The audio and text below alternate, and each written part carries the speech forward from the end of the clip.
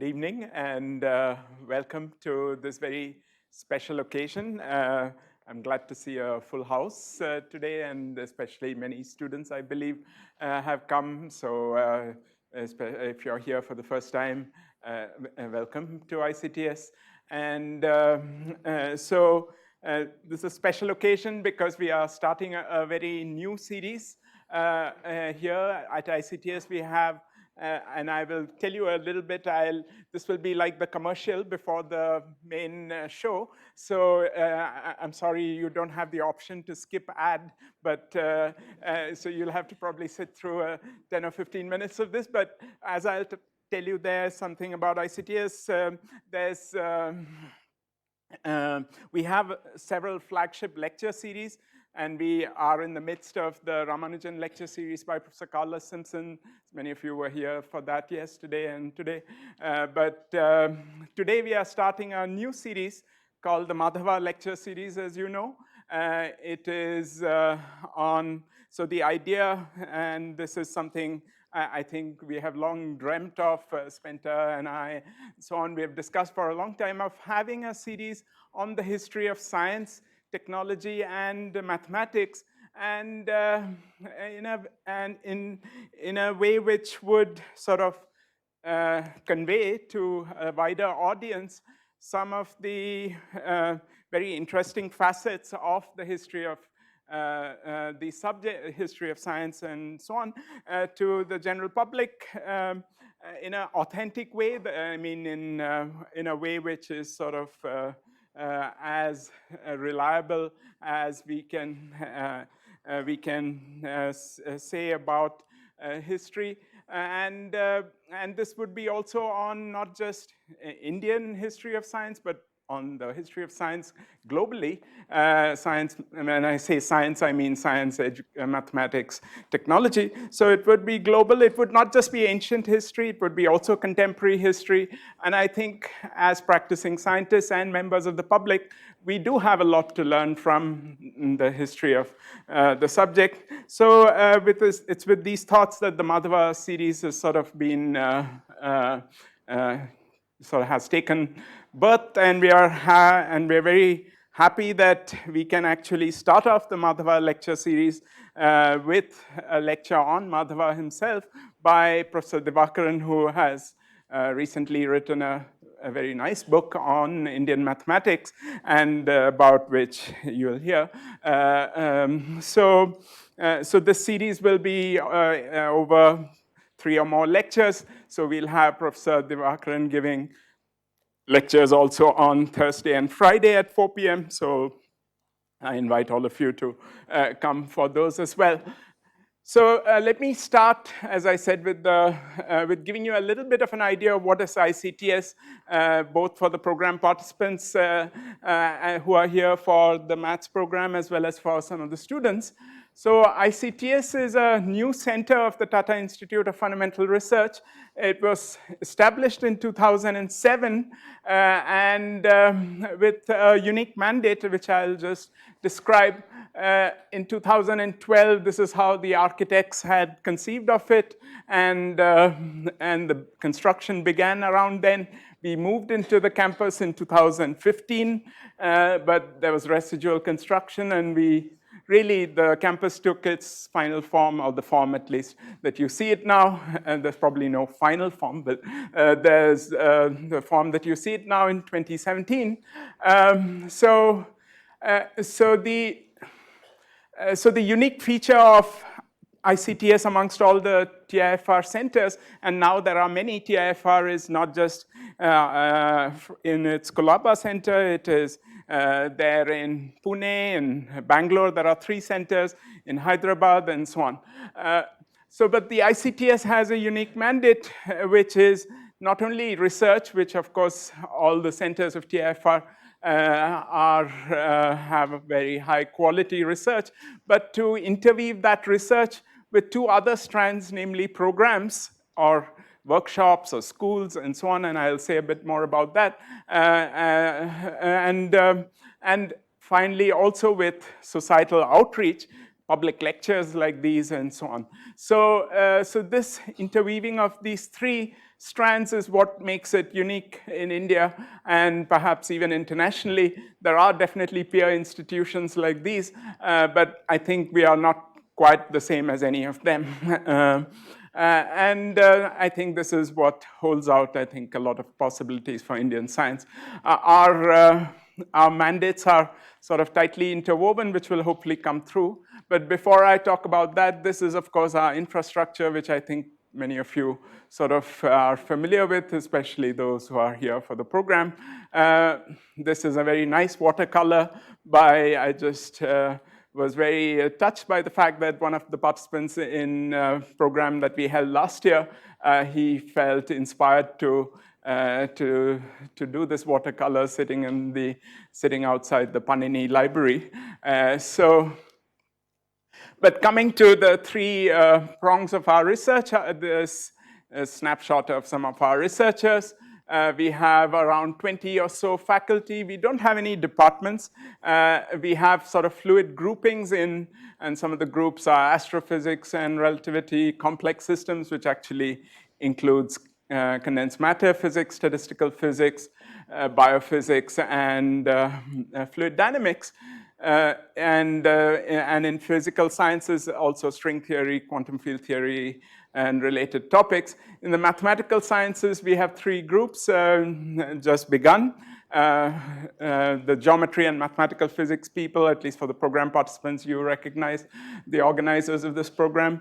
Probability theory and dynamical systems, PDE and big data. So we are growing in our mathematics areas, and hopefully we will have equal representation in the mathematical sciences and the physical sciences as we go along.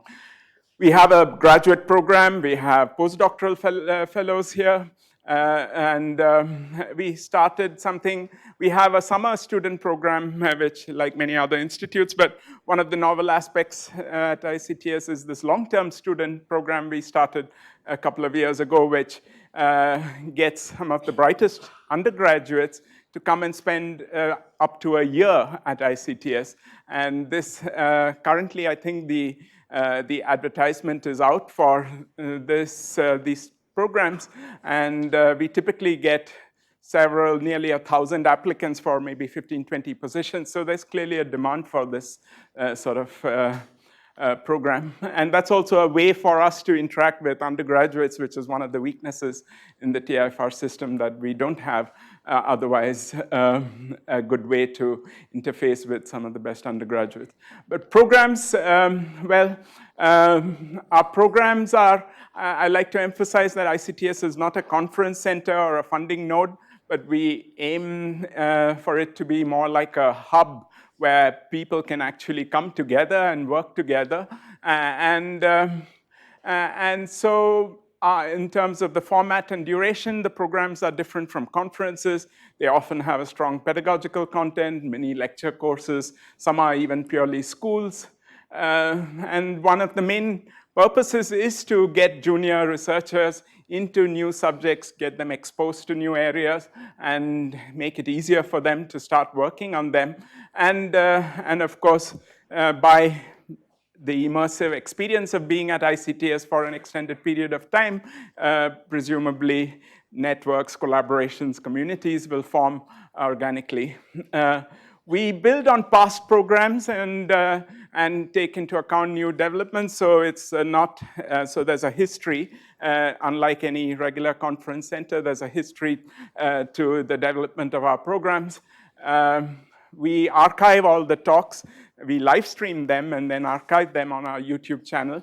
And so it's integrated into our outreach program. Many of the participants of our programs participate in the outreach activities.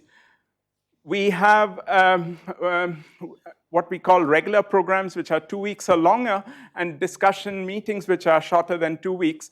For the regular programs, the way these are organized at ICTS is through a call for proposals. So if you're interested in organizing a program, it's a very simple, relatively simple process, just all online. There's a template in which organizers have to sort of just indicate the academic rationale for the program, the participants, the topics, etc.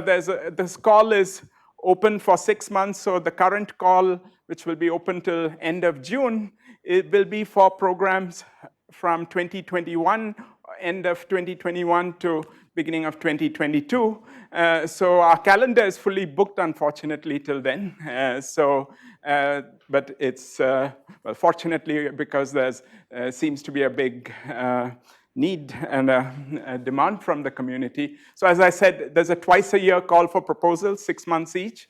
It's open. Anyone, anywhere in the world can submit programs. It's vetted by a program committee, and which has experts from all over India in all the subjects that we typically organize programs in. There's an iterative process, a rather rigorous iterative process by which the proposals are vetted and then shaped. And we try to prioritize frontier areas or underrepresented areas. We look for various things like the pedagogical aspect, the duration, number of lectures, and so on. And we also encourage the organizers to form long-term association with ICTS if they're not members of ICTS already. Many of our programs are organized by our researchers, which is one way in which our research gets interwoven with the programs. But most programs are organized by people from elsewhere, but we encourage them to sort of build up from one program to the next so that you can sort of see a sustained difference. I mean, you can see a difference when you sustain the momentum over some number of cycles. In terms of numbers, the number of programs, as you can see, since we moved to the campus, has been increasing very rapidly. And we are sort of stretched to the limit of our resources right now. In terms of the total number of programs, it's over 100, maybe 160 plus 80 or so, and a large number of participants from India and abroad. On average, about 1,800 people come through ICTS to about 30 odd programs and discussion meetings. And all these, as I said, the more than 5,000 lectures are archived and available. And we've been now keeping track of the number of papers which have come out of collaborations initiated in our programs, and I think we are not doing badly. But please, for program participants, if something comes out of your stay here, please let our program cell know, because it definitely helps us to keep track of that information. The breakup in terms of various subjects, this is a cumulative breakup. I think right now the mathematics and computer science has actually grown if you look in the last few years, but otherwise, so right now it's roughly half-half between the physical sciences and mathematical sciences. So we've also sensitive to gender balance in our programs, and that has actually helped to increase the percentage from 16 to 30%.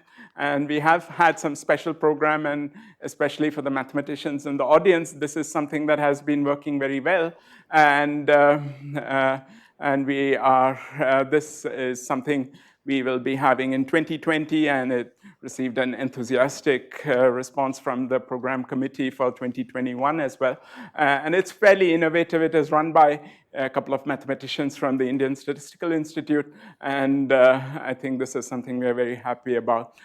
So these are some of the named lecture series, as I mentioned, and now Madhava will be added to that list. There's the Chandrasekhar Ramanujan Turing in the physical, mathematical sciences and computer science, engineering and biology, and various other popular lecture series like the Vishweshwara Einstein lectures. D.D. Kosambi lectures started a couple of years ago in more in the humanities and the social sciences. And Abdus Salam Memorial Lectures are on science and society, and together with distinguished lecture series as well. So yeah, so that's sort of what I said, and now we have Madhava added to this list. Finally, I think I'm probably taxing your patience, but the outreach activities here are very vigorous as well. We have, of course, public lectures and many stellar people coming through. But an activity we are very happy about is a monthly lecture series. Some of you have even been to this and perhaps or given lectures in this. And we hold this at the planetarium every month. And in fact, there was one this Sunday on climate change, climate policy, and so on. And the math circle is something we have started in a pilot fashion this summer, and we hope to take it ahead. We are working with NIAS, and I see some of the NIAS members who are involved in that here as well. And we hope to sort of nurture mathematically inclined students and act more generally as a node in India for a math circle initiative, which has been very successful in many other countries. We have started various science outreach activities in government schools in this vicinity, and several other initiatives as well. For the 10th anniversary, we had a very special set of events, which included a talk by Kip Thorne. As you can see, it was outside in the foyer, and there's a whole sea of humanity. There was quite a special event. We also had a public lecture by Robert Digroff on the usefulness of useless knowledge, and a panel discussion, and various technical symposium together with it, and so on. So, so these are, this is just a snapshot of the things we've done at ICTS. So, so now time to go to the main event. For that, let me first invite Professor Spenta Vadia to come and introduce the speaker, Professor Divakaran, to you.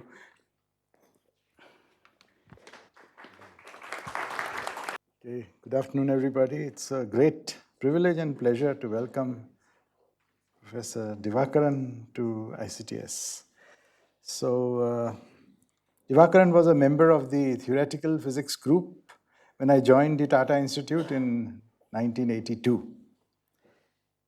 He had joined TIFR long before, when I was just 9 years old, I think, in 1959, and then got his PhD from the University of Chicago under Professor Dalitz in 1965. So in retrospect, I was just thinking about Divakaran, and I can say that he was one of those faculty in TIFR who was very modern in his outlook. You know, when I went to the institute in 1982, I found that very few faculty had really a very modern, outgoing outlook, and Divakaran was really one of them.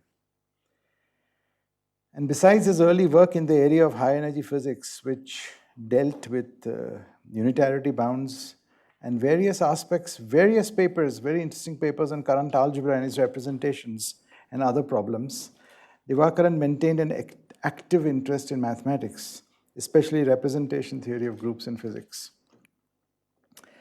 He was the physics math link, and he interacted with people in the School of Mathematics. Some of them are present here, like Narasimhan, Ramanan, Ramdas, Seshadri, Raghunathan, and Mohan Kumar, and others.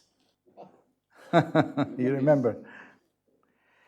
So after his time at TIFR in 1996, Divakaran continued his work at the Chennai Mathematics Institute, and thereafter at IUCAA and NCBS as a Homi Bhabha Senior Fellow, where he started serious work in the history of mathematics, especially the work on the Kerala School, which resulted in several learned papers, and finally the book, The Mathematics of India, which was published in 2018 by Springer and the Hindustan Book Agency. I am extremely happy that someone I know has researched and written about a subject which I have been very passionate about for almost 20 years, when I first became aware of the civilizational contribution of India to mathematics and mathematical thinking. I think it is a great service to write a book like this, that weaves a narrative of the three great epochs of Indian mathematics, each separated by centuries over a span of 1,000+ years. It is especially important in these times in India, when the idea of truth is at great risk at various levels. This includes the replacement of history by mythology and the scientific method by astrology. We do not have to invoke mythology and create imaginative narratives to project the Indian contribution to the sciences and other areas, but embark on a rigorous study of history that will trace, bring out, and popularize the truly enormous contribution to mathematics, science, and medicine from India. Divakaran has just done that in writing his wonderful book, and with that, I'd like to invite him to deliver the inaugural Madhava lectures.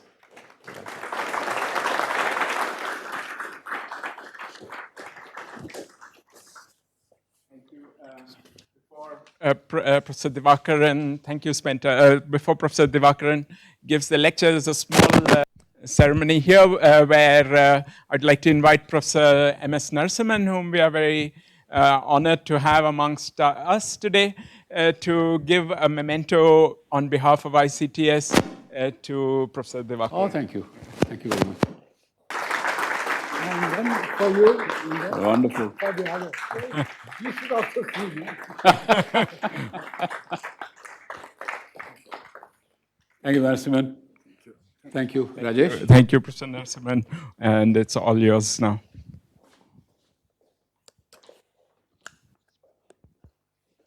Of course, I consider it a very great privilege and honor to be here and talk about a subject which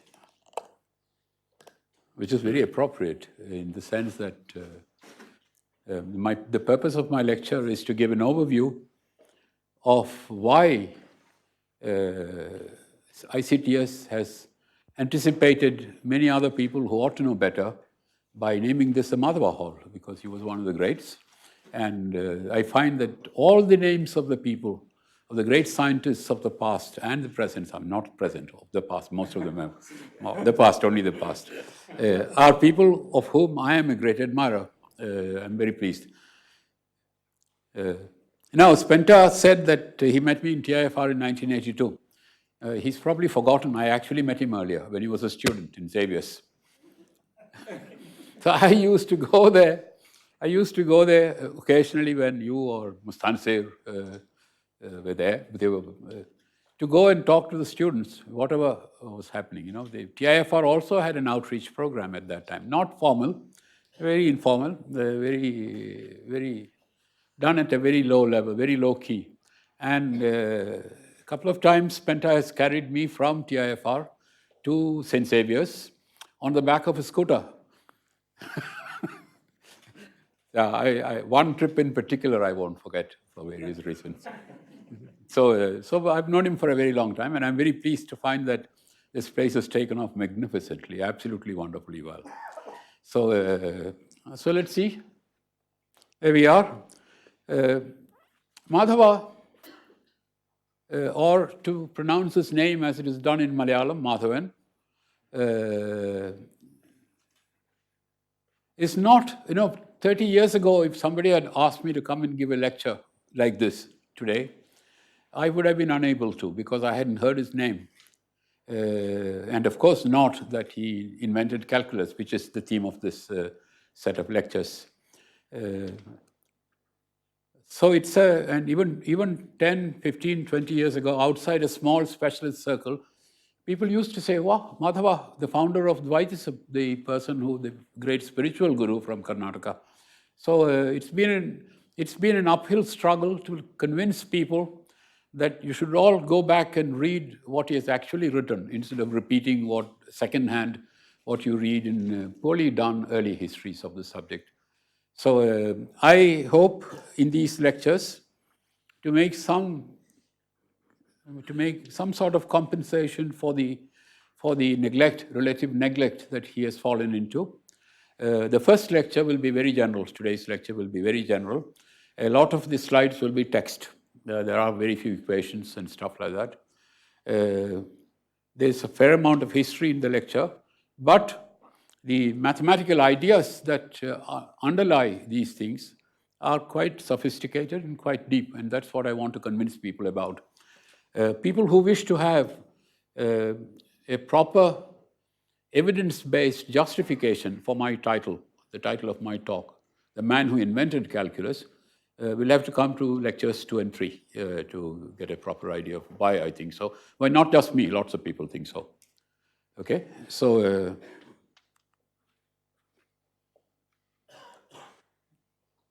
now I'm going to have these slides with the text on it, on them, and I will talk perhaps in connection with what's on the slides, perhaps outside the frame of what's on the slides. The first mention of Madhava is quite late in the modern history of Indian mathematics.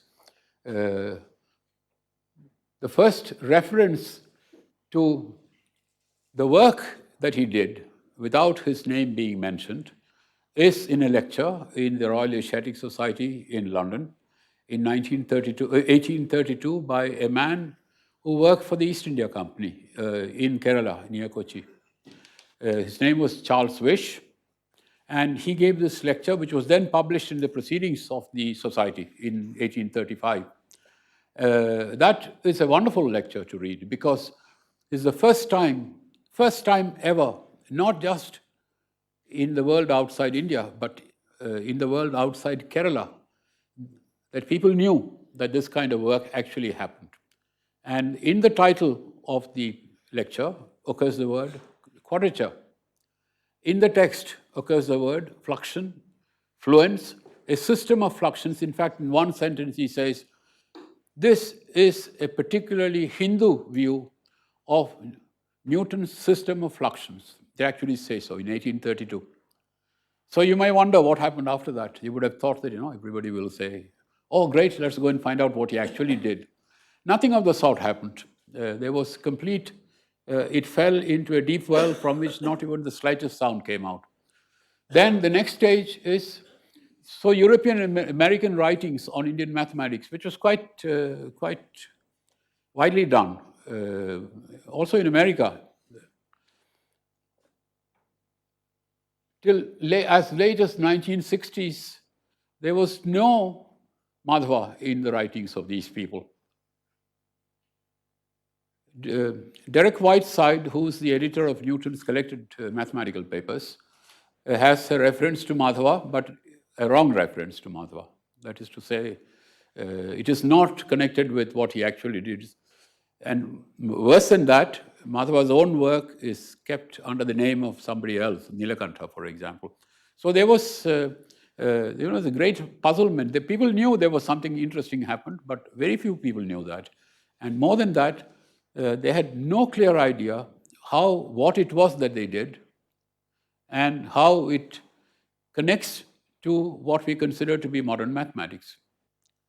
Then, the first mention of his name in the form Sangamagrama Madhavan occurs in a Malayalam.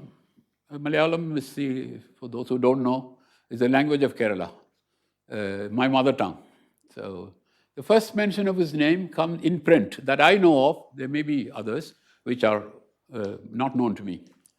It's from the 1940s, because in 1948, dates are not completely certain, there was a book published, a very detailed and a very, very powerfully done analytical commentary on the key text which describes Madhava's work. That text is called Yukti Bhasha. It will play a big role in my lectures.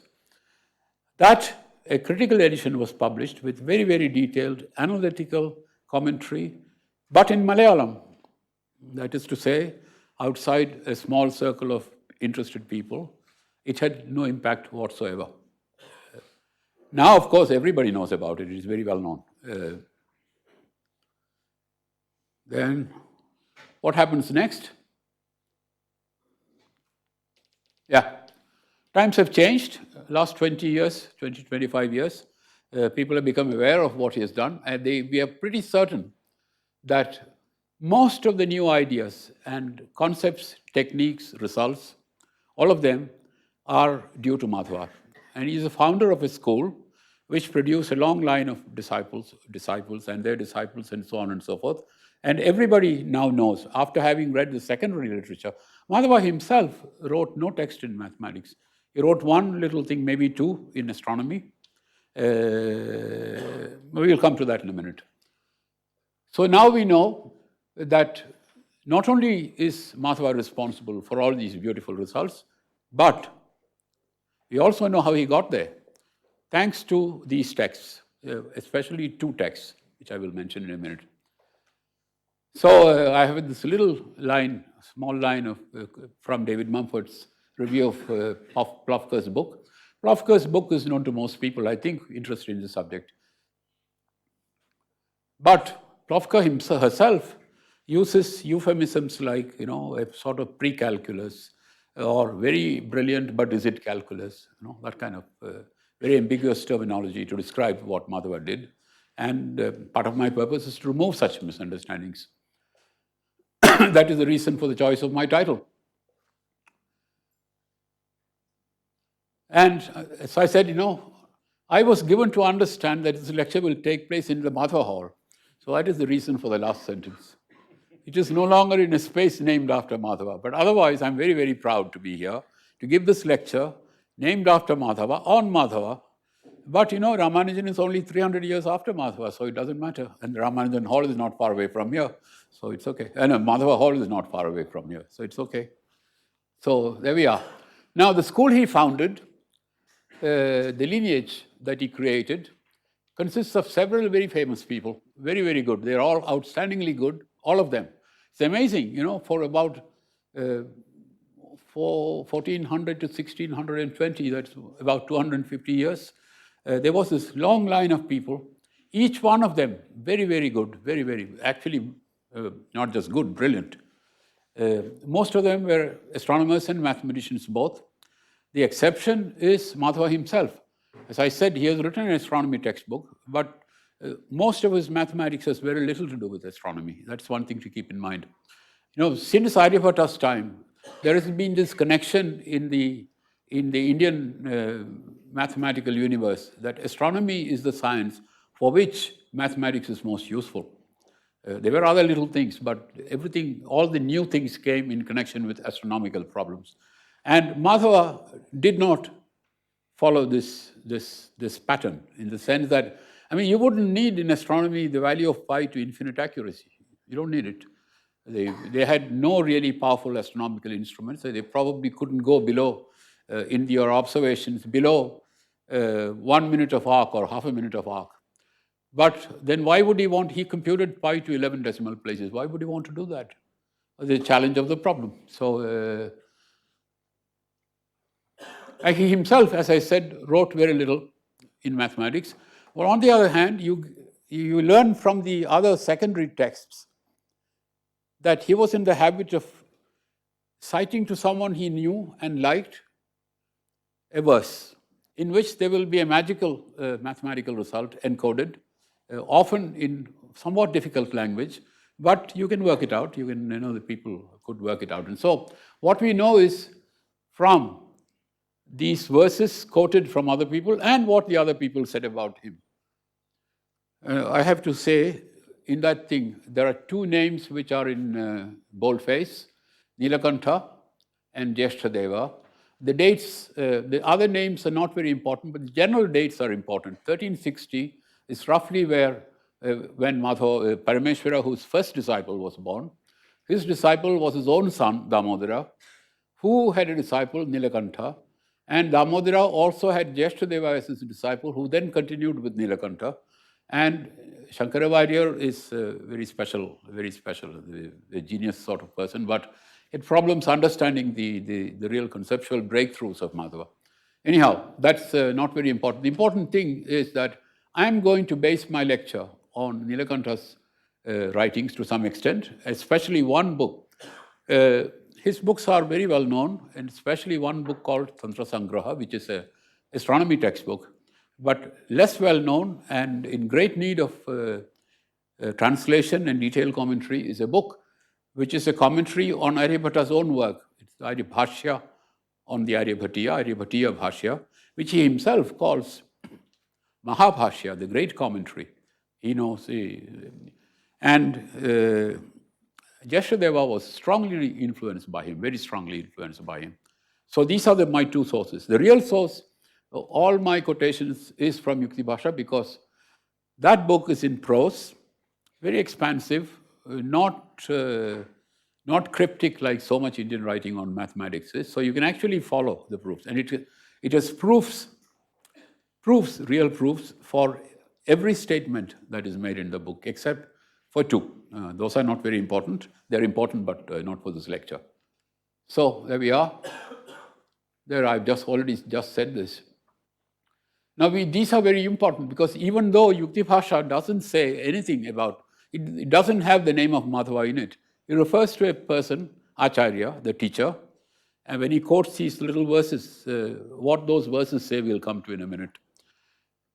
On the other hand, Nilakanta, who was a man of the world, quite apart from his great qualities as a teacher, he was also a man of the world. He was interested in history, philosophy. He wrote about all these things. And several places he will say things like, as stated by Madhava, or this verse composed by Madhava, or proofs given by teachers of mathematics like Madhava. This kind of statement is very common in the Aryabhatiya Bhashya of Nilakanta. That's how we know. That's the source of our knowledge. And my lecture is based mostly on these two sources, my lectures. Yeah, so there was an earlier school, and there are two texts from that earlier school that we know, 9th century, and one of them is also a very powerful source of information about the state of astronomical knowledge at that time, but in a very different place, not where these people are. About 120 kilometers south of where these people worked. I come to that in a second. And that was brought to Kerala by people who migrated, North Indian Brahmins who migrated from two places. One is in North Gujarat, a place called Vallabhi. Another is on the banks of the Ganga near Kannauj, a place called Ahitchatra. These are both very familiar to historians because they're great centers of orthodoxy in the Indian religious philosophical system. So they came there, and one of them became the astronomer of the Emperor of Kerala, the royal astronomer. He talks about an observatory that was built for him, and he gives the date when the book was done. He also says in 866 AD, there was a solar eclipse, which we predicted, we recorded. So we know those dates are very good. This is 500 years before Madhava was born. And during that time, there was a long line of people, but there was no fresh input, no fresh blood, no fresh neurons being created interested in mathematics. So the system sort of degraded itself into astrology, because along with astronomy and mathematics associated with it came time measurement-based astrology, the kind of astrology that Ptolemy promoted in Alexandria, Varahamihira did in North India, that came to Kerala. So no great outstanding mathematicians during that time. But there was a line of such people. That's very important for the history. Then the villages they worked in are all next to one another. The village names are there, Alathiyur, Trikandiyur, Triprangod, and there is one village name they have not written there, which we'll come to in a minute. These are all within 6-7 kilometers of one another. And they're all on the banks of this river called the Nila River at that time, now called the Bharata River. And the nice thing about this is that this area, well, there it is. That's the river. The river is this. This is the river. No, sorry, the white.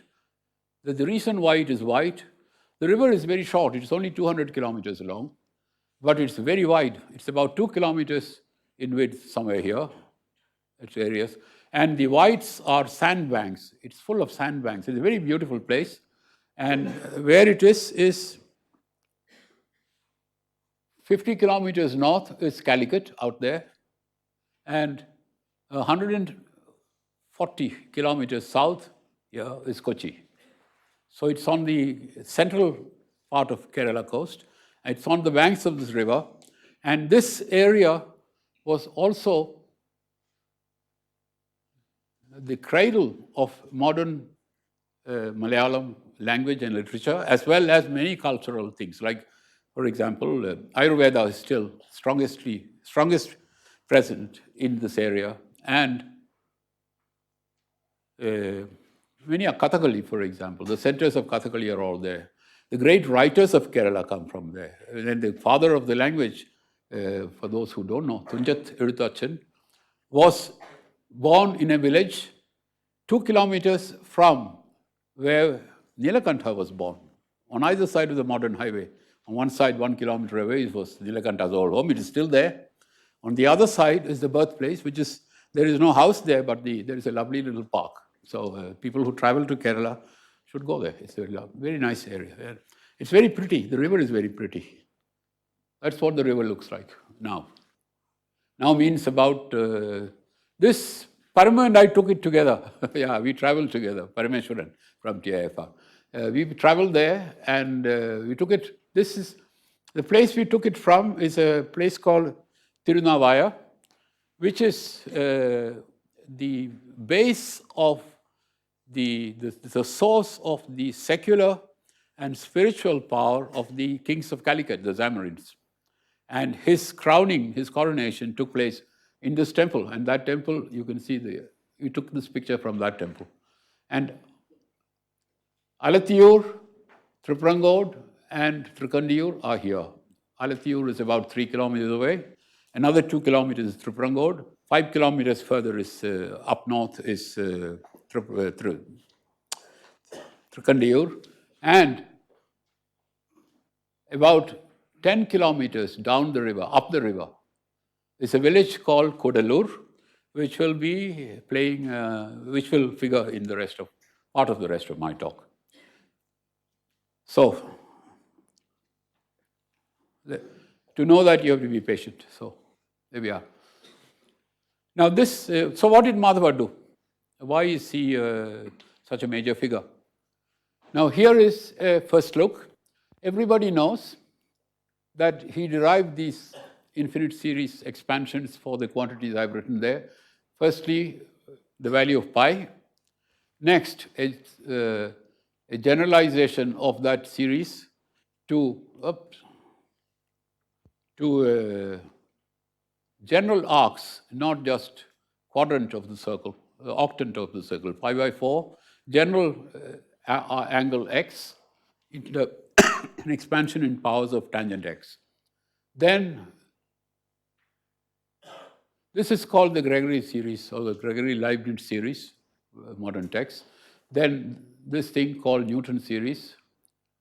That is, everybody knows that he got these things before Newton, 250 years before.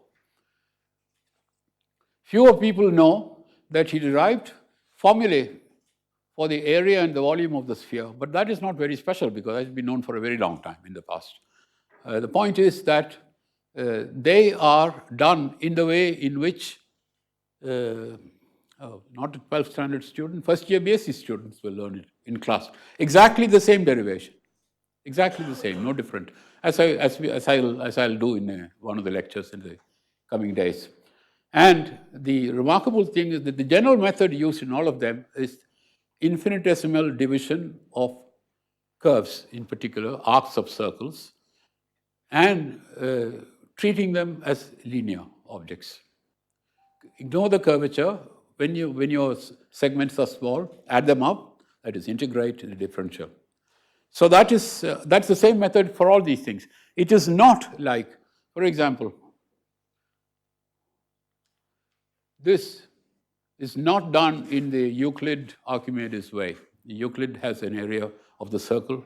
Archimedes generalized it to many, many conics. It's not done that way at all. We'll come to that in a minute.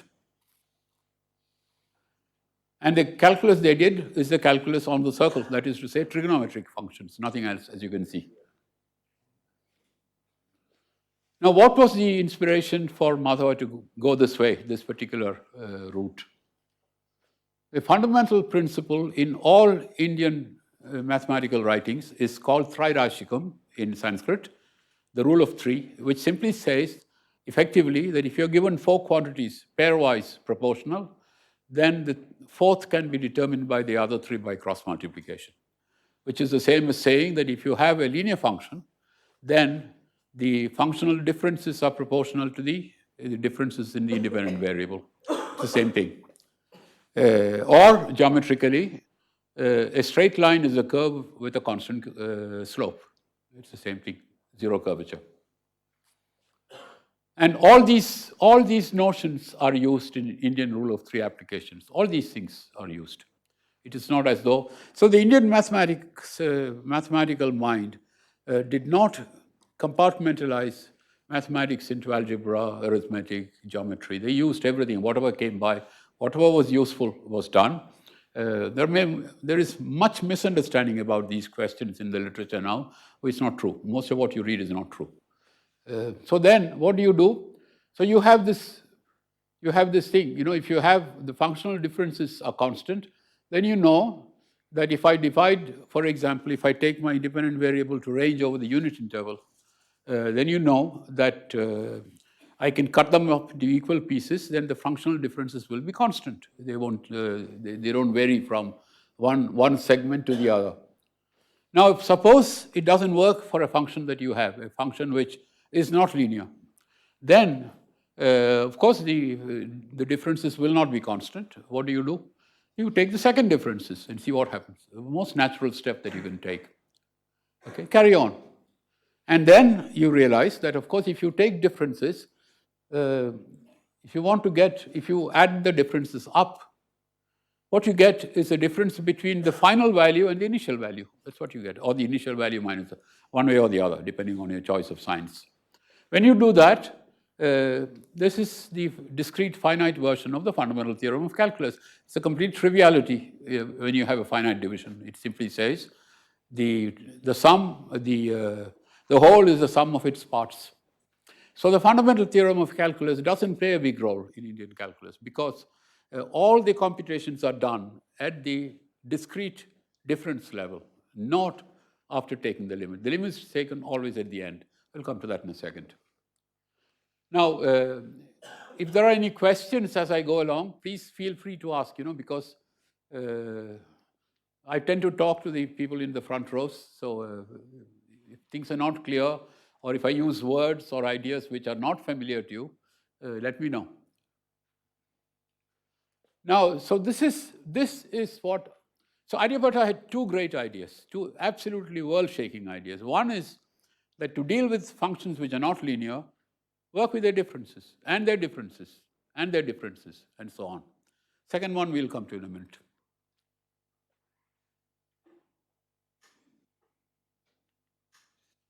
This is the second example.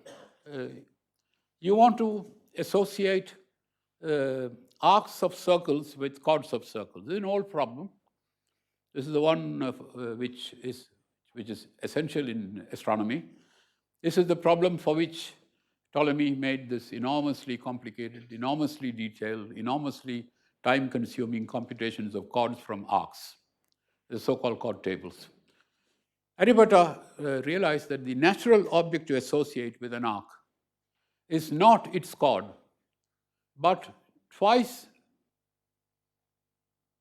the chord, half the chord of twice the arc. That is to say, if I want to associate a linear object to this arc in a natural way, you double the arc, take the chord, take its midpoint.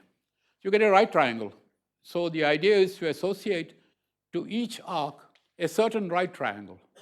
Then you can use Pythagoras theorem. And this is the sine and this is the cosine. So that's a real breakthrough. Because with this, computing a chord table, with the two ideas combined together, computing a Aryabhata's chord table, or the sine table, is 1 afternoon's work, not 20 years. 1 afternoon's work. And how did that happen? Because look at the functional differences. It's a sine defined in this way. It's very simple geometry to work this out. When you do it, what you find is the difference in the sine is proportional to the cosine at the midpoint. Okay? But that isn't very useful because it isn't constant. Take the second difference. It still is in constant, but it is proportional to the original quantity. So the second difference of the sine is proportional to the sine at a slightly shifted point. The midpoint of the whole arc. Then, if you have this, then you can integrate it. That is to say, you take the sum of the differences. You get the difference between the endpoints, and that's what you want, because you can compute the sine now by simply taking the smallest one, and the starting point is that if the angle is small enough, the sine is proportional to the arc or is equal to the angle. Compute the second difference in this way and just recursively follow through. And then you get it really is, I mean, I've done it myself. It's really one afternoon's work. I've computed the Aryabhata sine table. So this is a big breakthrough.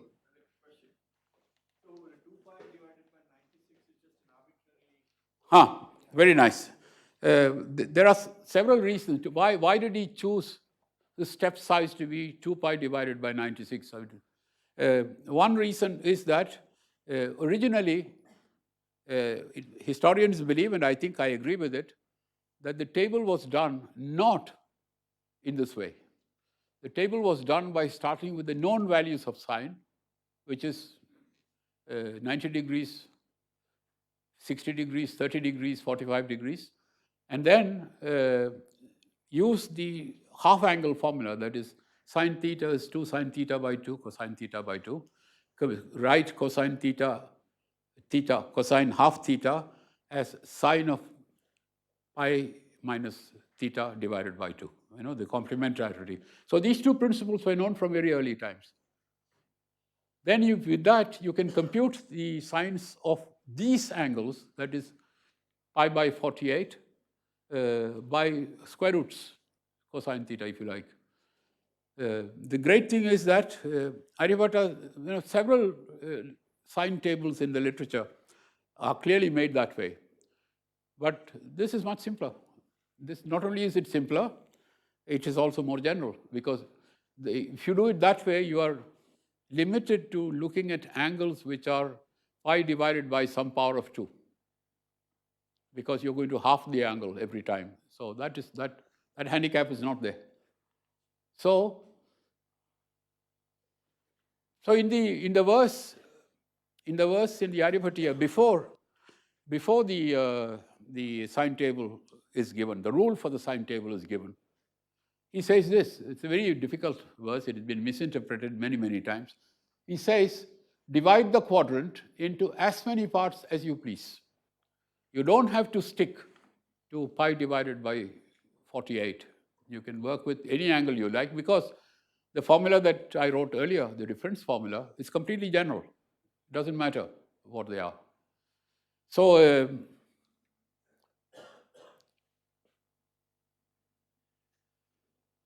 I mean, what he says is divide it as you please. I mean, modern language will say divide it into arbitrarily small pieces. When you do that, and then you take the limit, if you take the difference, discrete harmonic equation, take the limit, you get the standard equation, differential equation for the sine. Oh, again, I'm always pressing the wrong button. Yeah, this is what you get. So it is not constant, but it's proportional to itself. And that is what makes it possible for you to make the table without too much difficulty. Then, what Madhava did was to solve this equation, the discrete equation. Where is it gone? Yeah, the discrete equation by there. By taking arbitrary angles, take step size to be small, and then as small as you please. I mean, there is no limit to what you can do. Yeah. So then you solve this equation.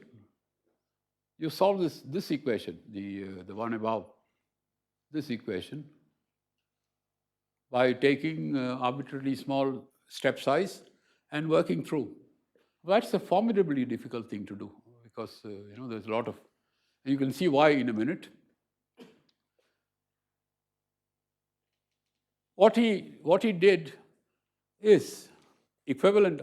If you do it after taking the limit of delta x tending to 0, that equation becomes a differential equation here. And how did Madhava solve effectively this differential equation? That's the question, no? This is how it was done. You turn it into an integral equation. That is, you apply the finite discrete fundamental theorem over and over again till you get a multiple sum, not a multiple integral. If you look at the corresponding differential equation, what you get is this integral equation. Because integrated once, you will find that f prime of x is constant times constant plus an integral. Do it again, you get a constant plus x times a constant plus the double integral. And there it stops because I have a sign both on the right and on the left. Okay? Substitute, and then you solve this integral equation. That is, you take this second order differential equation, turn it into a double integral equation, then you solve this by iteration.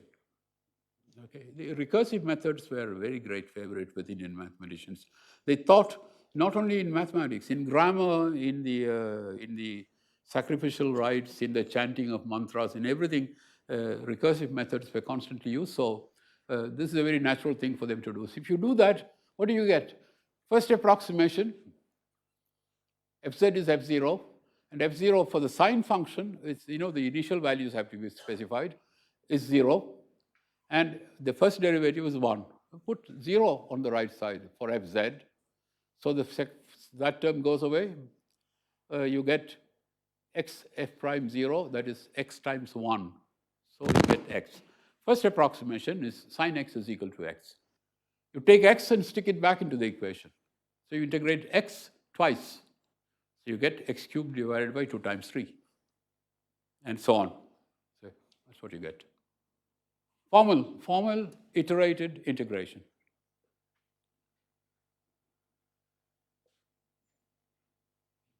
Yeah, you can see what I've written there. So this is very good to keep in mind because this is the central method by which the sine series was obtained. Now, compare this with what Newton did. It's a quotation from Newton, the what is in blue.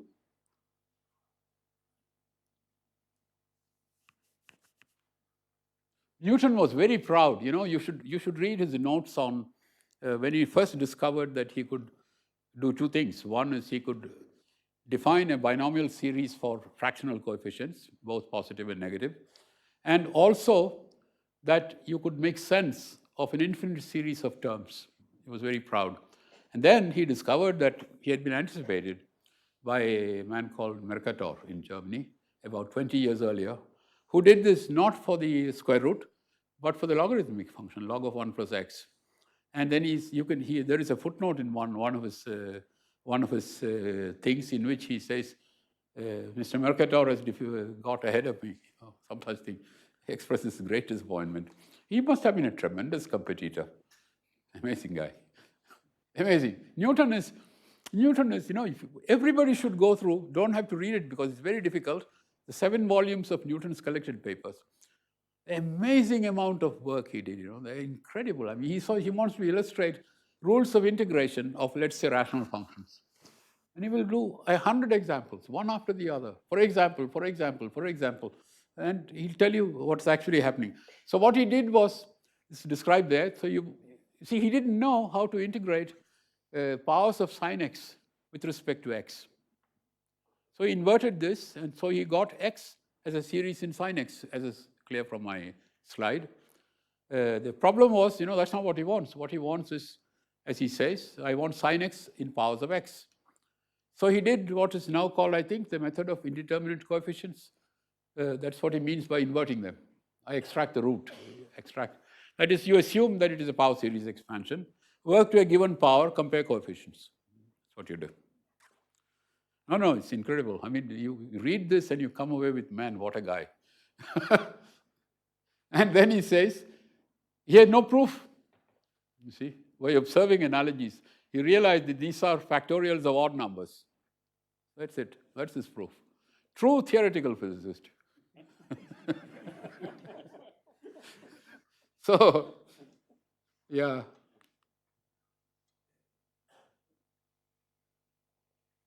Yeah, what other calculus problems did Madhava do? I have another 15 minutes, no? Oh, that's what is left? Yeah. Oh, pretty good. More than enough.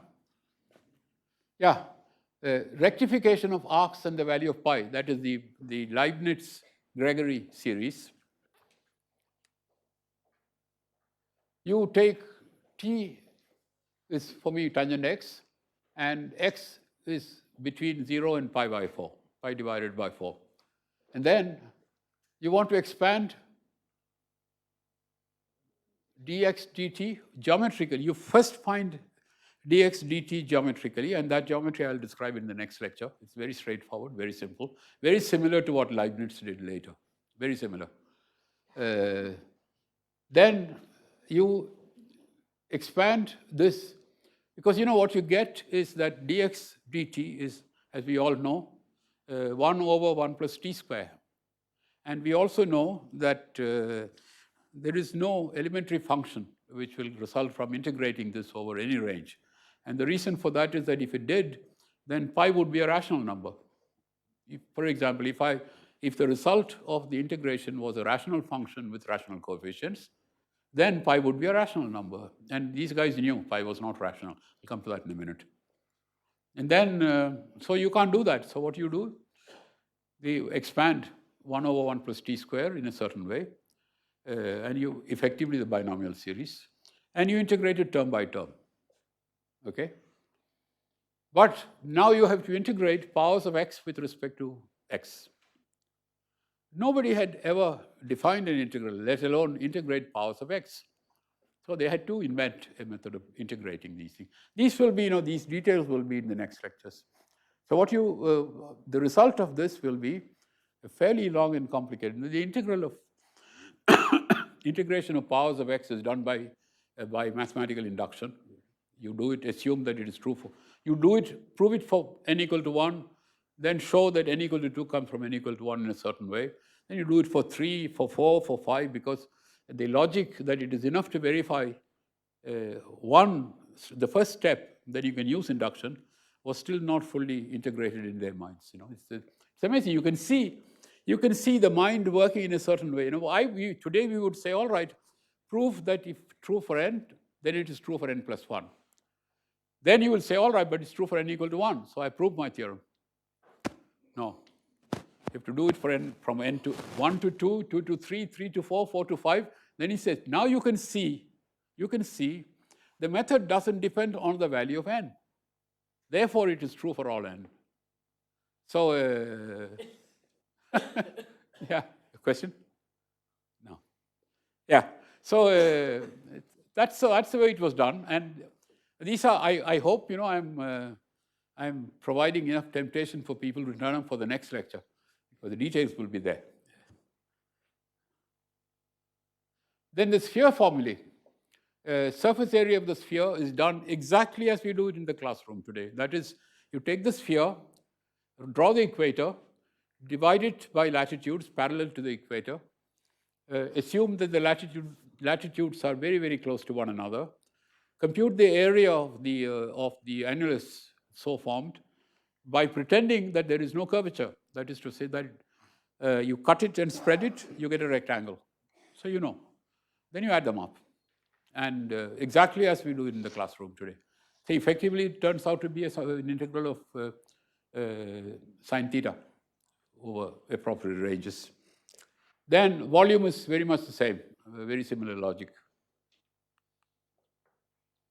So what are, there are these 5 examples, all of them involving trigonometric functions. All of them are examples of calculus done on the circle, even when it is a sphere, because you're going to look at great circles on the sphere. What do they have in common? What are the hallmarks of this new method of doing mathematics of curvature, if you like. What are the new inputs? So local linearization, I mean, take the independent variable to be very small, and so that if the functions are good, which these functions are, the changes in the functions are also small. Therefore, you pretend that you can ignore curvature, approximate them. That is exactly the same as we do now. I mean, that is, you draw tangency. That's what we do today.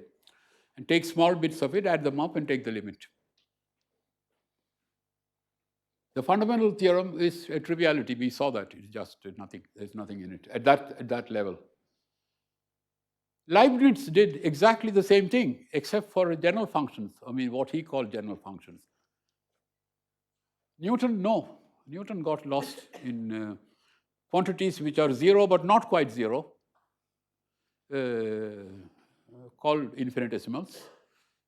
He never defined them, never even showed that the ratio has a good limit, df/dx has a good limit, nothing.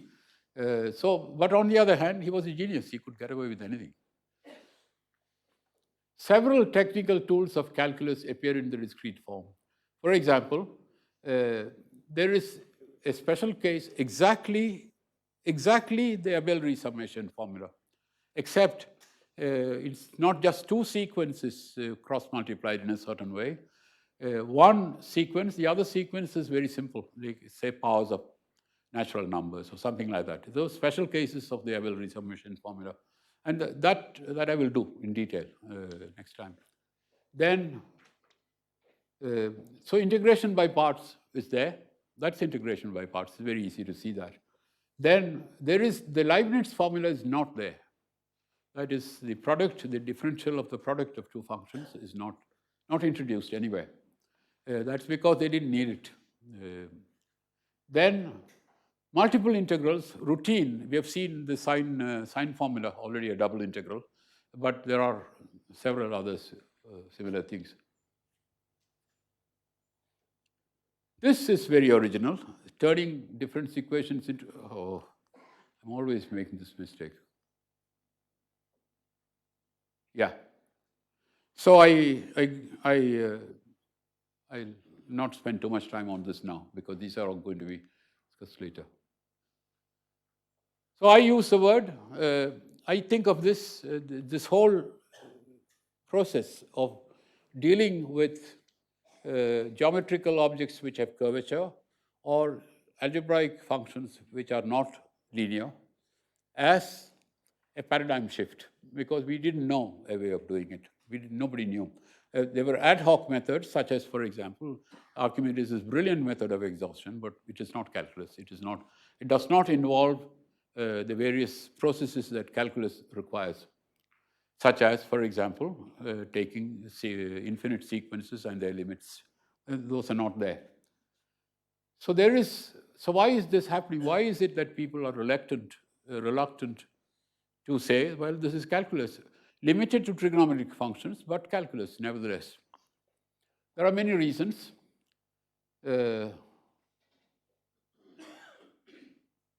Now this, I've said this, calculus, Archimedes anticipated calculus. That's the section heading from, chapter heading from Heath's collected works of Archimedes in the introduction.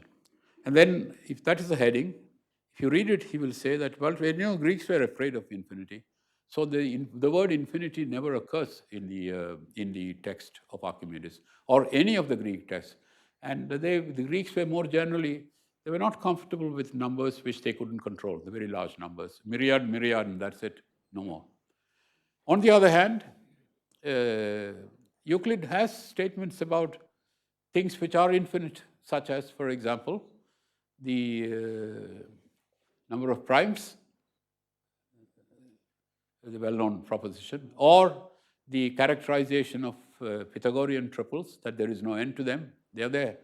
So how did they, I don't know, I would very much like to know the answer to the question of how the Greeks reconciled themselves to dealing with infinite number of objects, sets with infinite number of objects, while not having an idea of the infinity of integers. I haven't seen the discussion anywhere. I don't know. So it's a real conflict out there. Well, one day maybe. Now the doubts, the doubters. Why is it that people are hesitant to say this is calculus? Yuktibhasha was in Malayalam. Its first English translation came in 2007, I think, K.V. Sharma's great work. But first of all, K.V. Sharma's translation is not faithful. He takes many liberties in the translation.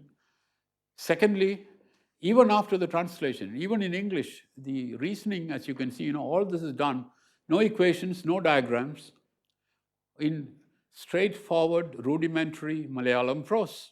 And it's very difficult to take them and convert them into symbols and equations and the kind of things that we feel at home with. So that's one reason. Nobody read Yuktibhasha. Very few people read Yuktibhasha, even passages translated. And the people who wrote on the first articles on the subject are actually those who had to have the Malayalam translated to them by other people who knew Malayalam but did not know mathematics. C.T. Rajagopal, for example, whom I mentioned earlier. They had a problem. But fortunately, among the friends they had was the two people who made the analytic commentary in Malayalam of Yuktibhasha. So they had people whom they could talk to. And they were both in Madras University, as I noted earlier. They were both in Madras University. And in the Sanskrit department, K.V. Sharma and a man called Kunjunni Raja, tremendous guys, both. And there was C.T. Rajagopal sitting across the hall in the mathematics department, and they could talk to one another. So that's how Rajagopal and collaborators finally started writing in English about the work of these guys. So other criticisms, the other reason is because of the absence of a readable and accessible text in a language people could read, they fell back. Many more people knew Sanskrit than Malayalam. They fell back on Sanskrit sources, which are often of not very great quality, which don't have a conceptual understanding of the mathematics that is actually being done. Unlike Yuktibhasha, Yuktibhasha is absolutely tremendous. It's one of the great textbooks of the world, in my view. I've said it somewhere in writing. Then of course, you tend to rely on secondary sources. So every misunderstanding gets perpetuated by people who quote it without actually going back and reading it. So there has been a bad line of thinking on this.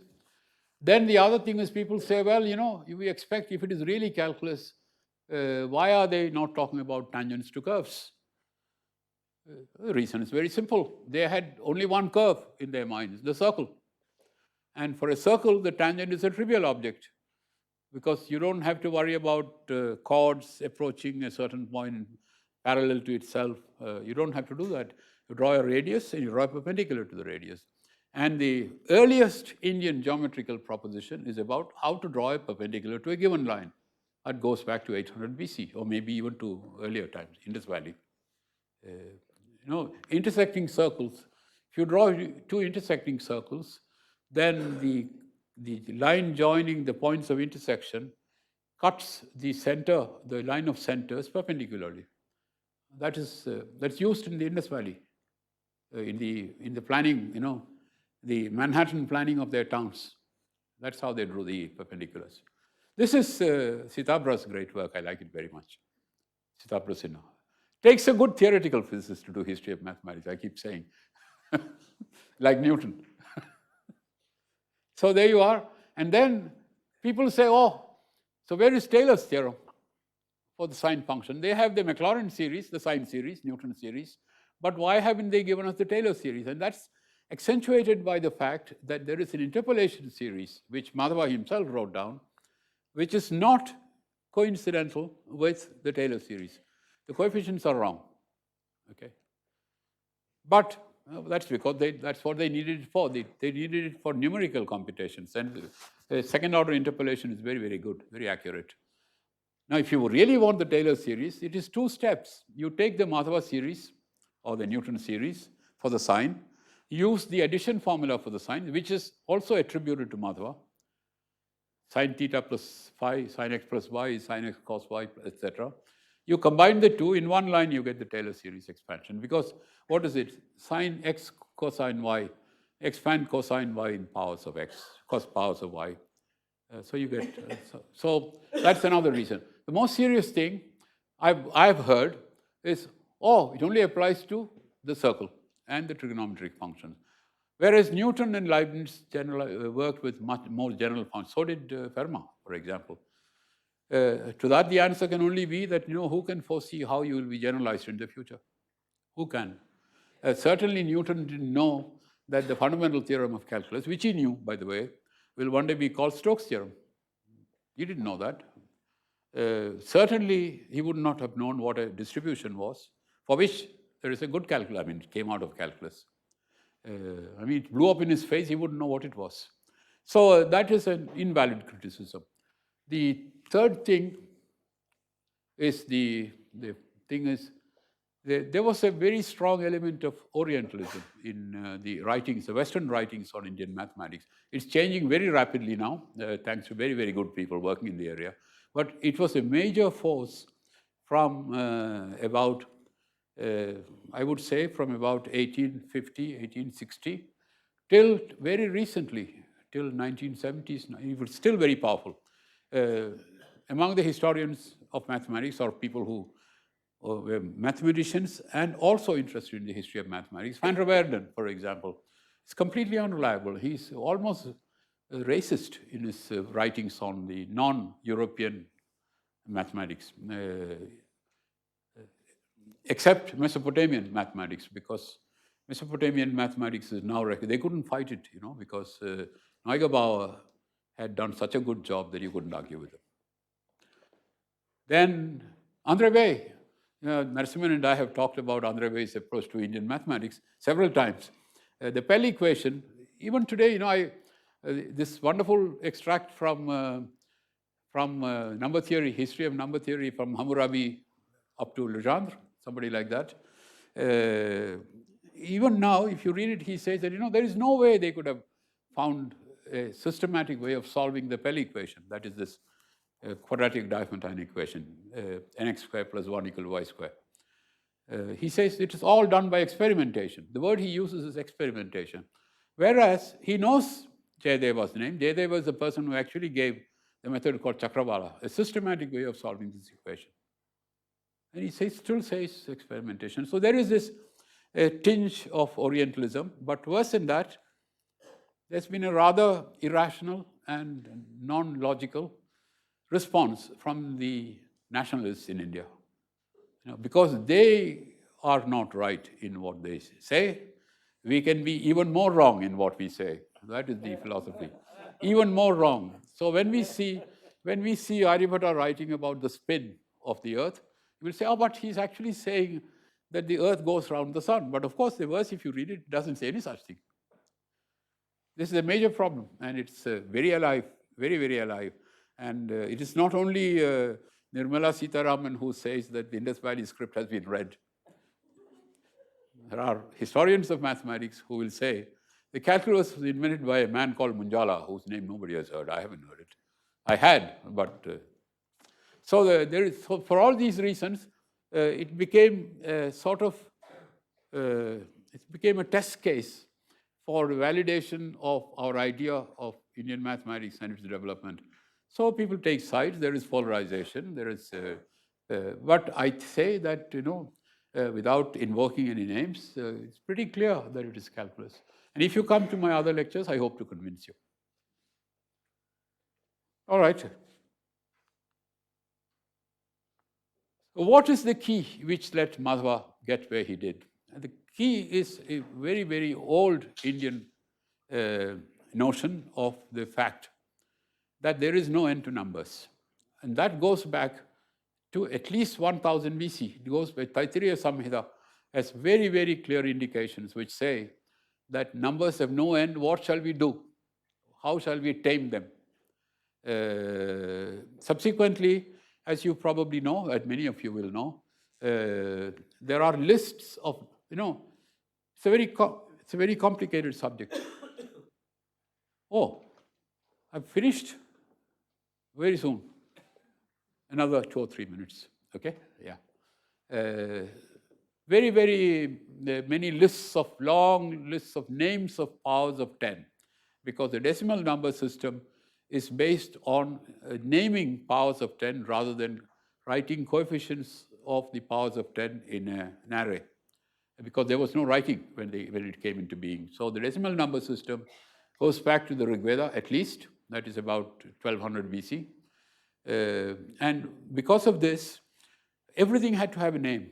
So there were big and confusing arguments about, these people had a big problem, because same Jashtadeva who will say, now take the limit of n becoming infinitely large, he will also say that because there is no end to the names of numbers, we cannot know all the numbers. And therefore, why? Because now we cannot know the names of all the numbers, therefore we do not know all the numbers. It is as though to be able to name is a necessary condition for something to exist. And this was a major philosophical position.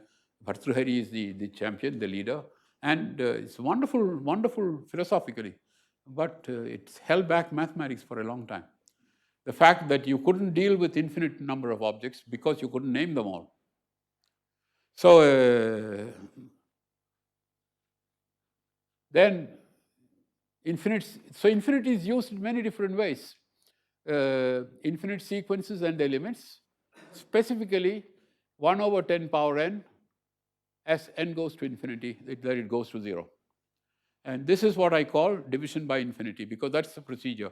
When you want to make a thing small, you divide it by 10 to the power 17, and then say, oh, 17 is a notional number.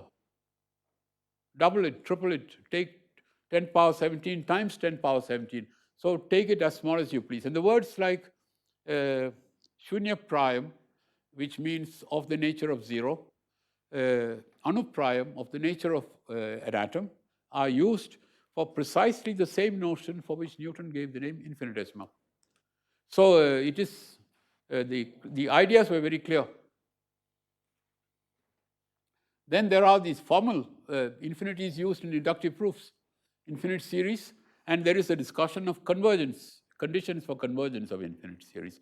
There are 2 discussions I know. One is for the geometric series.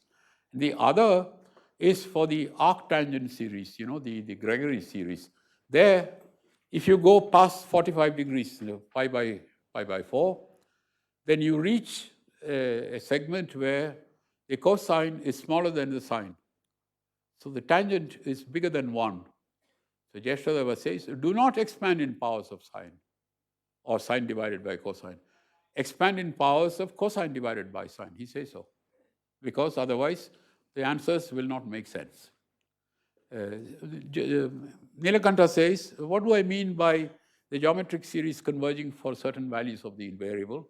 I mean that the thing on the left, the one I'm trying to expand, is defined by the fact that the series on the right, when you add them up, and you increase the number of terms, it will approach but not exceed the number on the left. So it's very clear. I mean, they had a pretty good idea. What they didn't have is the notion of conditional convergence. For example, the pi series, it's not absolutely convergent, so there is a problem, and that they don't discuss at all. But what they do is, they'll give you other series which converge much faster, which are absolutely convergent. So let's go. Yeah. Not involving calculus. There's a very clear understanding of a function. That is, a function is something which is defined at every point in its natural domain of definition. It's very clear. That is, Aryabhata would say divided by 2 power n. This guy will say, take any angle you like. Don't just take pi and divide it by some power. Take any angle you like. Then, that's not very important. Polynomials. Oh, this is wonderful. At a certain point, there are rational functions which appear in the corrections to certain things. Rational functions of integers, in fact, positive odd integers. And then he says, what do I mean by algebraically manipulating them? He said, this is what you mean. You do the usual thing, find the common denominator, do this and do that. And then he says, so what do I mean by multiplying two polynomials? Then he says, what is a polynomial? Then he says, a polynomial is this. It's a sequence of coefficients. The model is the decimal numbers. Instead of expanding in powers of 10, expand in powers of whatever is the object you want to expand in. Make sure that you do that. When you expand in powers of 10, you do everything mod 10. There's carryover rules and so on and so forth. He said, don't do any such thing. If you multiply A and B and you get AB is bigger than whatever it is, you keep it as AB. There is nothing you cannot reduce it further. Then he says negative coefficients are allowed, because in writing positive integers in powers of 10, you don't have negative coefficients, because everything is mod 10. All of this is there. And then he says, how do I integrate this? This is the way a polynomial such as this will be written as C in the first place, minus B in the second place, and A in the third place. Okay? And then, of course, the variable itself is 1, 0, or 0, 1, if you like. So this is a personal story. When I read this, I was really fascinated. I was saying, this is tremendously interesting. So I called up Narasimhan, and he said, but that's how modern algebraists think of polynomials. So I had a copy of Serge Lang's undergraduate algebra. Yeah, and also this guy's book. What's his name? Michael Artin. Then I look at it and I read the definition of a polynomial. A polynomial is an infinite sequence of elements from a ring, of which all but a finite number vanish. What is this definition? Okay. Then he says, then what is meant by a polynomial function?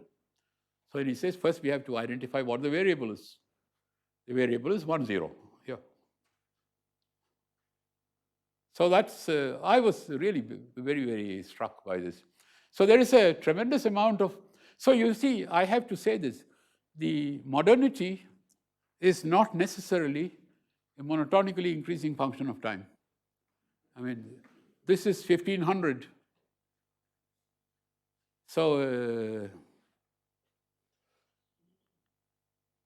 now this we will do. I mean, these are Madhava's really special methods of increasing the rate of convergence of this awfully slow series. So these are, I'm going to discuss them in my lectures later, how to do it and what way they come from and so on and so forth. Then, yeah, this is not very important. Okay. Another 5 minutes I need, I'm sorry. I don't want to stop talking in the middle. Yeah. You should have slowed me down or pushed me faster. Yeah, so we don't know very much about Madhava. We didn't know very much about Madhava. So lots of stories were spread. We know much better now, exactly. And it is not as though we didn't have the information. We had the information, we didn't put together right. So what we know is that he is referred to at one place, Madhavan Elanyipalli Embran. Now, Embran, I will come to in a minute. Elanyipalli, Ilanyi is a flowering tree. Palli is a Buddhist or a Jain place of worship or residence. So Elanyipalli Embran means an Embran whose house is associated with an Elanyi tree. That's what it means in this case. Palli, Halli, the same thing. Then, supporting this, there is a line from his own writing, Venwaroha, which says in Sanskrit, Bakulathishthita Vihara, and then some words, then Gruhanama, and then some words, and so on. Now, Bakula is Sanskrit for Ilanyi. Vihara is Sanskrit for Palli. So this is exactly the literal translation of Ilanjipalli. But then he adds a very useful little bit of information. Grihanama, this is the name of his house. Because you often don't know, Palli can also be used for a village, whether it is the name of the village or the name of the house. We know it's the name of the house because he tells us so. Okay? And often this translation of taking, this habit of taking standard Malayalam place names and turning them into Sanskrit by fake translations is very common at that time. The Brahmins who wrote in Sanskrit often did this, and there are examples from other writings. And some of them are very, very amusing, which I don't have the time to describe. Problem was,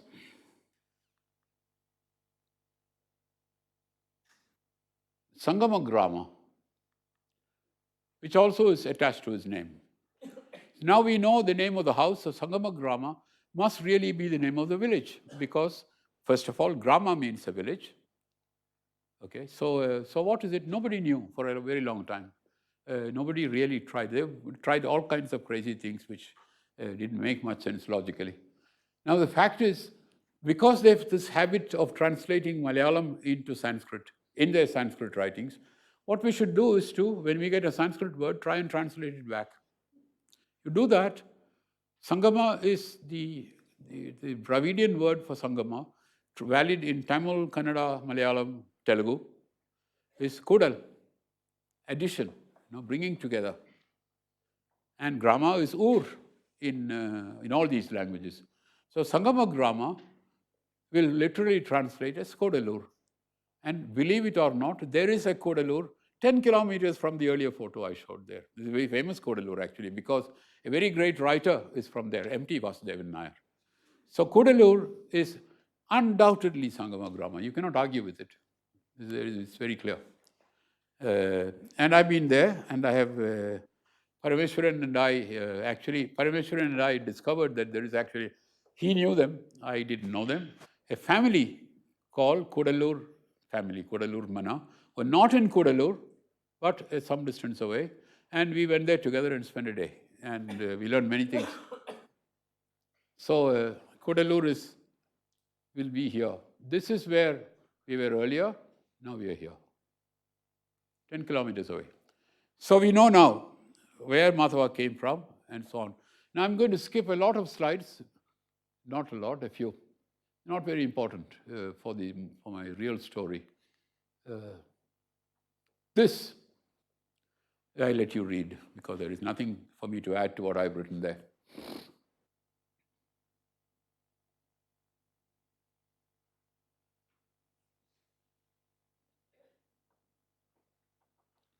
People say, with Madhava and Achyuta Pisharati dying in 1621, mathematics ended in India. It used to be said about Bhaskaracharya. Bhaskaracharya, when he passed away towards the end of the 12th century, people said, in fact, Henry Kern, who produced the first edition of Aryabhata, said, the sciences have fled the shores of India forever. Of course, he didn't know that some tremendously great people came later. Narayana Pandita, followed by the Kerala guys. So, can I switch this slide? Running out of time. Yeah. So I have to add a footnote. The footnote is to say, as clearly as I can, that I have tried to be as faithful to the existing text as it is possible. That is to say, when I make a guess, I tell you I'm making a guess. I'm not very sure. So there is a way of doing mathematics in India. There is a tremendous continuity from possibly the Indus Valley days, certainly from Shilpa Sutra days, that is about 800 BC, till Achyuta Pisharati died, 1621. And then, of course, if you allow 300 years to be a small period of time, Ramanujan came within 300 years, so that's okay, not so bad. Then, the amazing thing is that it's while working on these things that I realized with a great shock that Kerala was never part of an empire based outside Kerala, never. till the modern India came into being and the linguistic reorganization of the states took place, 57, yeah. Till then, it never ever was ruled by, as far as we know, from a king who was based outside Kerala. But that didn't stop people from coming in large numbers, you know. They were welcome. They were welcome and they were treated well. And in fact, some of them exploited the situation to become powerful, like the Brahmins, the Mudiris of Kerala. They became very, very powerful. So, so we need to keep an open house. We need to be welcoming. And we need to make sure that good people are not called infiltrators. Now this I let you read. This is the result. This is the result of my visit to the place with Paramu. This is what we learned on that day. Except that there is actually a library. There is actually a collection of works from Kodalur. You know, the same family produced a line of extremely brilliant linguists and philosophers, very famous in Kerala, Kodalur Mana. And they say that they had an ancestor who was an astronomer. Okay. So this is just, you know, this is hearsay. But it turns out that there is a collection of manuscripts in Trivandrum, Sanskrit College collection, which has several manuscripts, palm leaf manuscripts, with the inscription, this belongs to Kodalur Mana. And one of them is an edition, is a manuscript copy of the Aryabhata dated 1552. It's there. I haven't seen it. I've been hoping to see it for a very long time, but Trivandrum is not next door for me. So that's it for today. Thank you very much.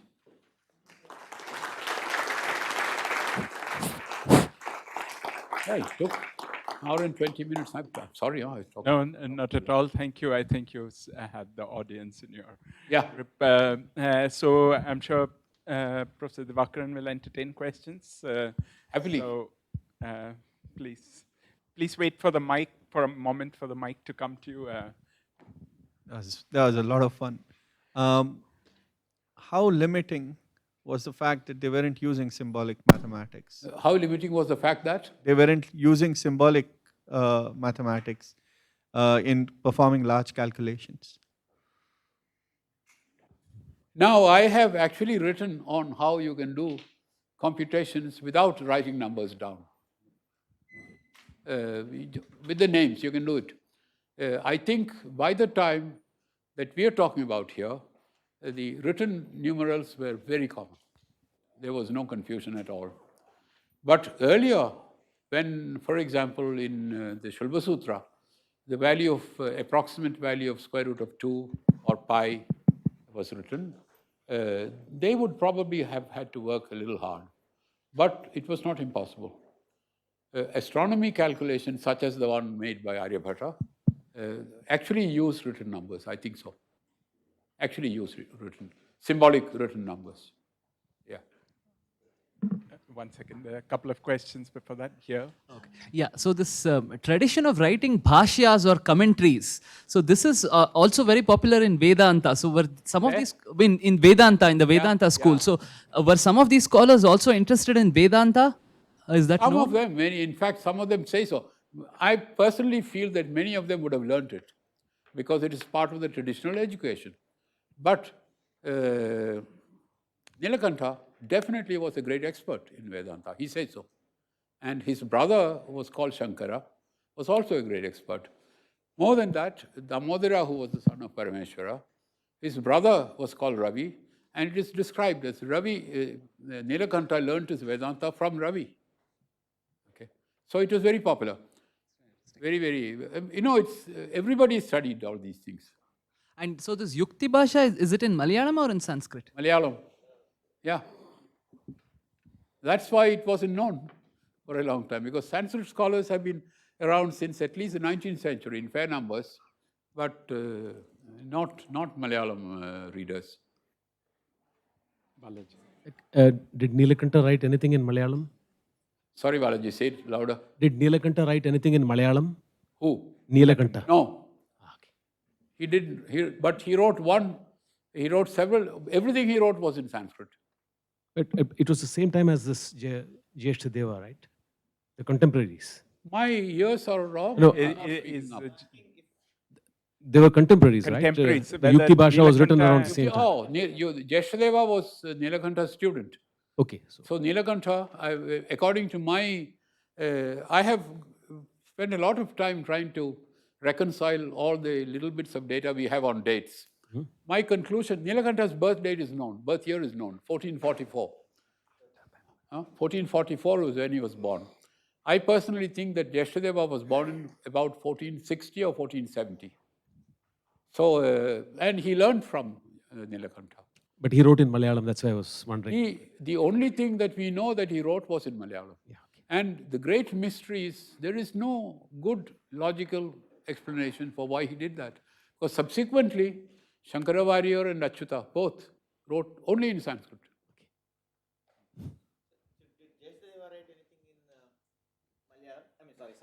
Who? No, not as far as I know. There is one other Malayalam work which is attributed to him, which I don't think is by him. That's a sort of, anyhow, I don't think so. But he, as far as we know, he wrote nothing in Sanskrit. Told that Indian mathematicians knew that pi was irrational. So how did Indian mathematicians conceive of irrational numbers? I have this is guesswork on my part. My feeling is that, the pi series was written down, then Madhava had this accelerated pi series or estimates of truncation errors in pi. You cut it off after a certain number of terms. You look at what is left, you estimate it, and they did it by rational functions, estimation of the remainder by rational functions. Then Madhava himself used such techniques to compute pi to large numbers. And at Nilakantha, in his Aryabhata Bhashya, he makes his conjecture that pi is irrational after saying that Madhava had computed pi to this number of n. My feeling is that they probably tried very hard to see if it is going to end somewhere or the other. It didn't. But on the other hand, if you were to think of looking for a proof, a mathematical proof in the accepted sense, Nilakantha could very easily have done it, because what is the most elementary proofs of the rationality of pi depend on its continued fraction expansions. Okay? And there are these very nice theorems that is, if in the continued fraction expansion, numerator is smaller than the denominator, then if it is not finite, it's irrational. Okay? And Legendre, somebody like that. When that happens, so they were totally comfortable with continued fractions. Euclidean algorithm was bread and butter to them, because that's what they were using in Kotaka, in the solution of the linear Diophantine equations, the Chinese remainder problem. They knew that. But why did Nilakantha not give that proof? Because that book, Aryabhata Bhashya is very long, a well-written book. Why did he not give this proof? Because there is a philosophical catch to it. The catch is that Indian mathematics never accepted that a proof can be given by using the excluded middle principle. And this requires that. What does it say? If it doesn't terminate, then it must be irrational. So you have to prove, you have to prove that it does not terminate. Okay. So more generally, irrationality is a statement about contradiction. That is to say, what is the definition of irrational numbers? Something which is not rational. So what do? You assume that it is rational, prove that there is a contradiction. I think he knew such a proof. But because of the fear of all the orthodox guys around them, he didn't write it. That's pure guess, by the way. I have no basis for saying it. Sir, only one question here. Like in your future lectures, are you going to cover some of the sutras? No. No? I am not going to look at the original text in my future lectures. My purpose in these lectures is really to, I'm not a Sanskrit scholar. It's very difficult for me to do that. The thing is, my own language, the words are not difficult because Sanskrit words are pretty much the same meaning in Malayalam. Problem is, there are lots of subtleties which come from the grammatical variations, such as, for example, how nouns and adjectives decline or verbs conjugate, things like that. So I don't get into that. When I need help, I have friends who know Sanskrit very well. I talk to them.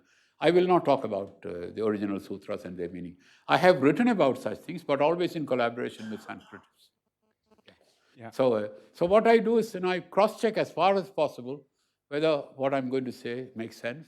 Then I get my friends to say, for example, I'll tell you an example. For one instance, in Aryabhata is sometimes called Aryashtashata. That is 108 verses in the meter Arya. For a long time, people translated Ashtashata as not as 108, but 800. It became a real puzzle. Why did people, Colebrook, Burgess, and following them several others said, but then 1882, the book was published. This was done before the book was published. Then they realized that it's not 800, but 108. So grammatically, it makes perfect sense that it should be 108. How do I know it? I talked to my Sanskrit friends. I said, look, this is the way it is written. The difference is in the writing, Ashtashata in one word is 108.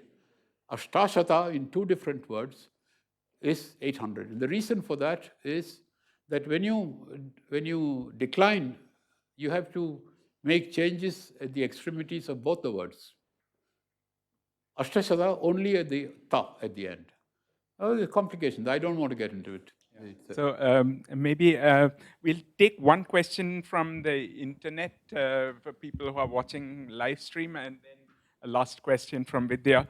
So this is from Shrikant Pai, who asked whether Madhava and the school produce error estimates for the accuracy of their power series as a function of n, and if yes, how did they compute the estimates? Maybe you're going to deal with it. I'm going to, What I will say is that I will indicate the general method by which it is done in one of the next two lectures, not for the general power series, but for the tangent, I guess numerical tangent. They probably mean the trigonometric. Yeah, numerical tangent, arctangent series. It's a very, very beautiful way of doing things. It's very pretty. Yeah, so the short answer is sophisticated. tune in for the next lecture. So we'll take one last question from Vidya, because the dance program is also due. Oh boy. Mentioned the calculation of pi to, I think you said 11 places as an example of how mathematics that was done wasn't for purely utilitarian purposes. Yeah. Would you go so far as to say that there really was a sense of pure mathematics? Yes, I do. Madhava had. And that is the reason also that this is when the need for formal structured proofs was first felt. I mean, if you were comparing things with numbers like Isaac Newton was doing, things with observations, now you get there and you compare the two and then you feel happy, everything is okay. But here, there is nothing to fall back upon. You have to have a logical proof of the correctness of what you're saying. So the word yukti became fashionable during this time, not before. Till then, the word used was upapatti. And upapatti is a very vague word. It is used particularly by Bhaskaracharya. Yukti became popular, and Nilakanta insisted that everything must have a yukti. And then Jeshtadeva, a student, writes a book which is called Yukti Bhasha. The logic of mathematics, the proofs of mathematics in Malayalam. That's what it means. Yeah. So thank you very much. Yeah, thanks very much. For